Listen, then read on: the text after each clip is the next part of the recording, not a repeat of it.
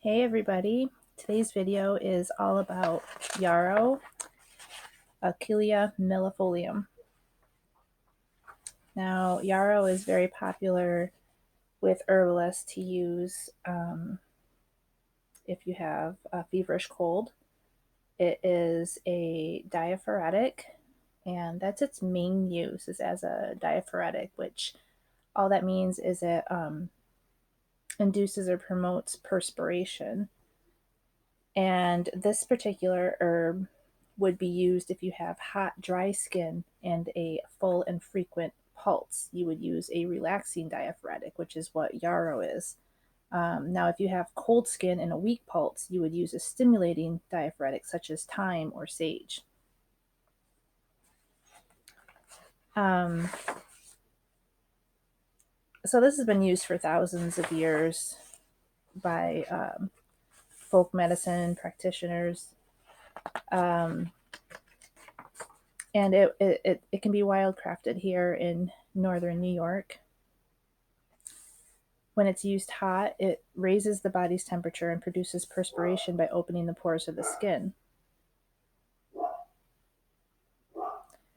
But somehow this diaphoretic action plus its antiviral action makes it an excellent remedy for feverish colds. It combines well with elderflower and peppermint. Now, it has many uses, and I'll just name a few. Now, of course, you should always check with your primary physician before taking any herbal supplements. And I cannot treat, cure, or diagnose disease. And I am in no way saying take an herb over going to see your primary physician. Okay. But herbs can be used in the diet as a way to prevent disease. And so, with a few mild lifestyle changes, just by incorporating herbs into your life, they can have many benefits. And of course, if you have any other questions specifically on yarrow, I am a trained herbalist, and I would be happy to answer any questions you may have and guide you on your herbal journey. Now, yarrow is used for external or internal bleeding, bronchitis, chickenpox, colds, coughs, diabetes, fevers, gastrointestinal disorders, internal or external hemorrhaging, hemorrhoids, hypertension, kidney disorders, liver sluggishness, measles, nosebleeds, stomach gas, and vaginal thrust. Some of its popular uses are as alternative diuretics, astringent, an alterative, a emmenagogue, cathartic. However, if you use it as a cathartic, you definitely want to combine it with a carminative. And if you have questions on what any of this means, you can always ask me in the comments. I'd be happy to explain further. Now, because it's an emmenagogue, you don't want to use during pregnancy.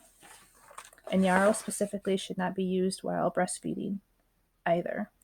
They do have an essential oil of yarrow, and it has trace amounts of thujone. It's a toxic ketone. And so theoretically, using other thujone-containing herbs along with yarrow can increase the risk of toxicity. And other herbs that contain thujone are oak moss, sage, tansy, thuja, tree moss, and wormwood. Now, these are all mostly herbs with low therapeutic margins, which basically means there's a very small line between toxic and therapeutic. Not so much yarrow, but the other ones mentioned. So most people wouldn't use those herbs. And please be very careful when you go into like a natural food store to pick out herbs. You definitely want to research or ask an actual, somebody who trained with herbs, what these can do to you. Contraindications, therapeutic margin. These are all things that you need to know before ingesting herbs. And, I love that we can just go into a natural food store and buy dried herbs. However, a lot of the people that work there may be trained a little bit with herbs. They may be extensively trained. They may not be trained at all. And so they may not be able to answer your questions on what to combine with each other. There's no known side effects or drug interactions for yarrow, according to the Commission E monographs. And, well, the only thing is, like I said, it's contraindicated in pregnancy due to its emmenagogue and uterine stimulant activity. And that is according to the American Herbal Products Association. Now, of course, excessive doses, as always, may interfere with something, and in this case, anticoagulant, hypo, and hypertensive therapies, and can have sedative and diuretic effects. So definitely do not exceed dosage. So the essential oil itself has a toxic rating of 2. So that's, it's because of the thujone and camphor. So you basically want to talk to an aromatherapist if you plan on using yarrow as an essential oil. And do not use the oil in cases of asthma. Now, for the actual herb, you can use 2 to 4 tablespoons of the decoction up to 4 times a day, half a teaspoon of the fluid extract up to 4 times a day, 4 to 8 tablespoons of an infusion up to 4 times a day, 2 to 4 tablespoons of the juice up to 4 times a day, 1/4 to 1/2 teaspoon of the powder up to 4 times a day, 2 teaspoons of the tincture up to 4 times a day, and in the case of essential oil, 2 to 4 drops up to 4 times a day. And it's very popular also for use in bronchitis. For bronchitis, you would use the cooled decoction. For colds, you would use the hot infusion. You can use it alone or with elderflower and peppermint. Makes it taste a whole lot better. For fevers, you use up to 1 cup of the hot decoction every 2 hours.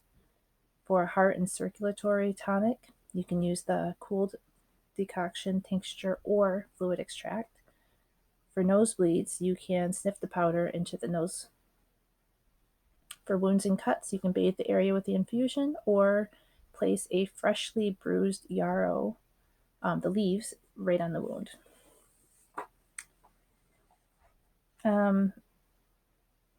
There's a great flu first aid in this book I'm reading from, Herb 201, by Doreen Peterson. Contributing authors are Oleg Maximov, PhD, and Ariana Staruk, naturopathic doctor. And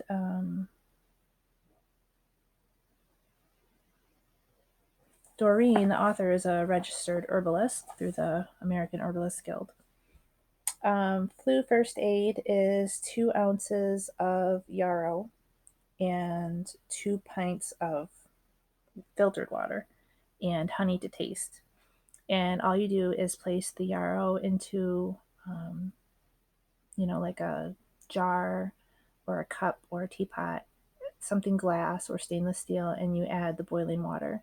And you infuse the yarrow for 20 minutes, strain, and sweeten with honey. Now you use 1/2 cup every 2 hours. For fever support, you can use 1 ounce of yarrow, 1 ounce of elderflowers, and 1 ounce of peppermint. And you would just blend the herbs together. And you blend them together and store them. Okay, so that's 3 ounces of herb. And then as you need it, you just take 1 teaspoon of the blended herbs and boil 1 cup of water and pour over the herb and infuse it for 10 to 15 minutes. Now, 1 teaspoon to 1 cup is more like a tea, but because you're steeping it for so long, in this book they're calling it an infusion. You can store it in the refrigerator up to 8 hours. And dosage would be 4 to 8 tablespoons every 2 hours. And that's all I have for yarrow today, my friends. Talk to you later.